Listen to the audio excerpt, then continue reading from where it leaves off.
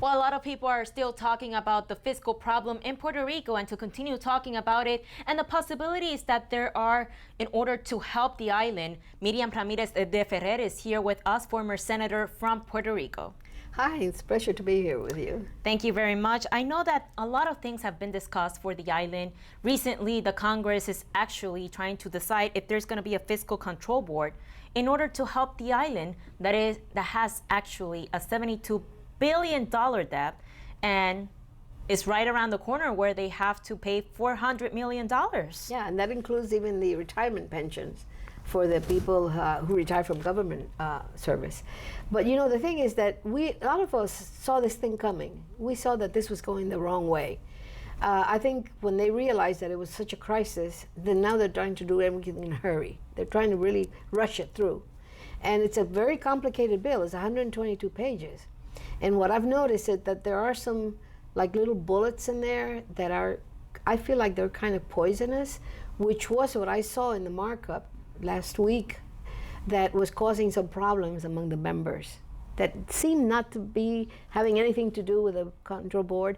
Well, one of them was, for example, bringing down the minimum salary for people under 25 to $4.50 an hour.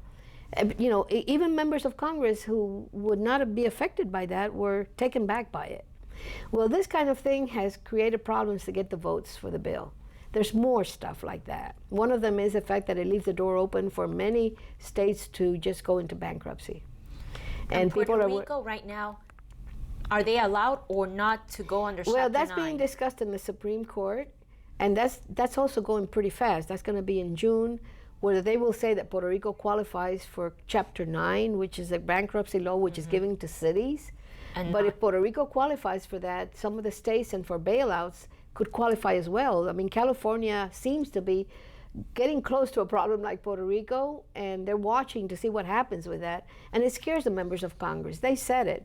Another thing was, for example, that when they started to say about all the things that have to be done to get this thing in place, at the last hearing, there was a man from the U.S. Treasury there, and he was asked by a member of the National Resources Committee, how long will it take to implant this? And he said, it's going to take a while. And Congressman Bishop, who's the chairman, said, well, tell us how much time? And he said, about 2 years, which seems very impractical. So I can see where members of Congress, when they got to face the bill and study it, got concerned whether it needs to be revisited, you know? So Speaker Paul Ryan, he pulled it, we didn't go into a vote. We were waiting, we were expecting to get a vote on it, and it was like stopped because they didn't have the votes. So the Speaker of the House, Mr. Paul Ryan, he called all the members and he spoke to them and he started negotiating with them. I thought this negotiation was going to be like 24, 48 hours. And the reason I thought that is because the Speaker is very powerful and there's people that want bills for the districts. So the Speaker could get like really, you know, okay, you know, you want this for the district, let's finish this thing, you know. But as recently as 10 minutes ago, I made sure that I had the very latest before coming to your interview, and they're still trying to negotiate.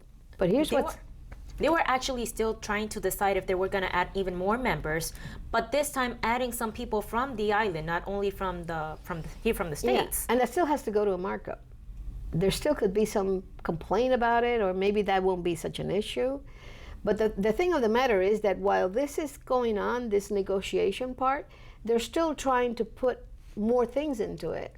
And last couple of days, I think it was last week, I saw that the manufacturers in association in Puerto Rico, and I think the government maybe, or government officials, were moving at the Senate side to try to push in against Section 936, of which I am absolutely against, which is corporate welfare. It's a tax scam for the people of the United States and for the people of Puerto Rico, because it doesn't leave any taxes in Puerto Rico. It doesn't leave any federal taxes.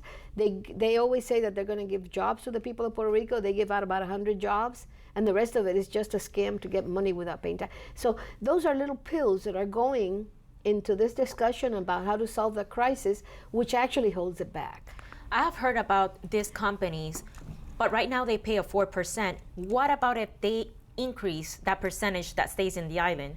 Would that help in any way? Well, yeah. I mean, if they pay taxes, I mean, I think that they should also. I don't think this is offshore tax shelters are really doing any good for the United States. Because some companies, and you've seen that has been part of the debate during the presidential primaries on both sides, Democrat and Republicans, talking about companies that leave the United States to go places where they don't pay taxes. That's going to change. And we can't have that as a gimmick in Puerto Rico to raise our economy. We need to be founded on more serious things like enterprise zones that are dealing directly with the federal government, so that people will get, help on the salaries they pay and everything like that, and it's stable. And it works. It has worked in cities in the United States. But these corporations, for example, you talk about the 4%. Well, what happens is that they leave 4% in Puerto Rico, but it gets a trade-off with their taxes in the United States. So who's really paying that 4%? They just get the money back from the Treasury.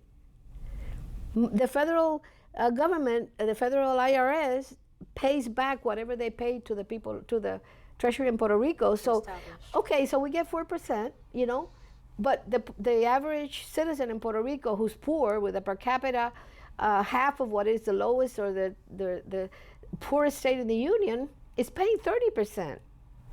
So gosh, Puerto Rico has become a haven for millionaires. Law 20, Law 21 was passed like 3 years ago.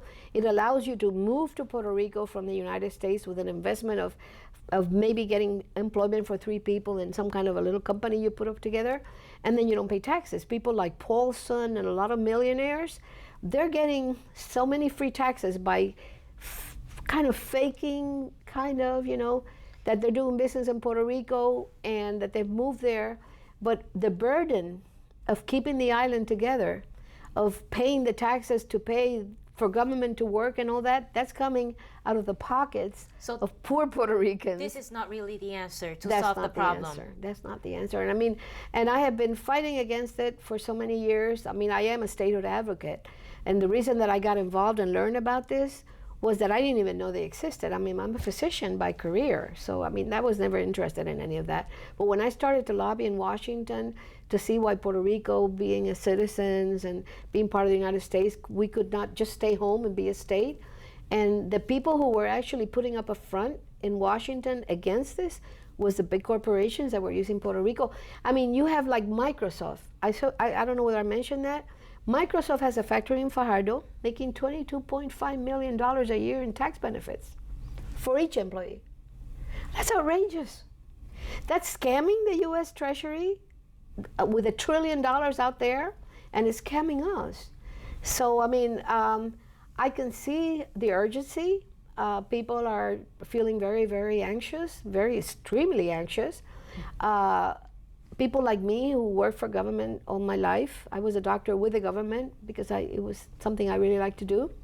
And I'm actually on a pension plan. I get my retirement money from, and that's right now in danger. Jeopardy too. It's in danger.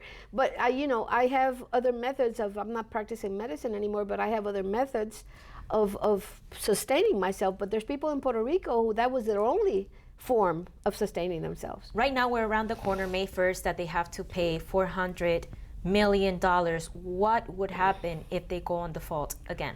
Well, we are surprised that the governor, without really legal authority, but that's what happens when you're a territory, actually did a moratorium, which is illegal. And there have been a lot of people in Puerto Rico complaining, legal and constitutional lawyers saying he couldn't do that. But he did it, and he got the votes in the legislature.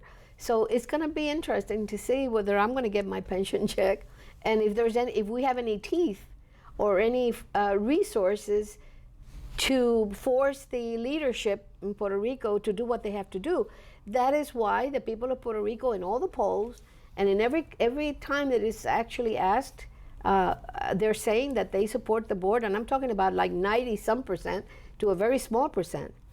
And then there's also the rich, absolutely incredibly rich local, families and things like that, who have controlled the governments all these years for their benefit, who now want to control the board.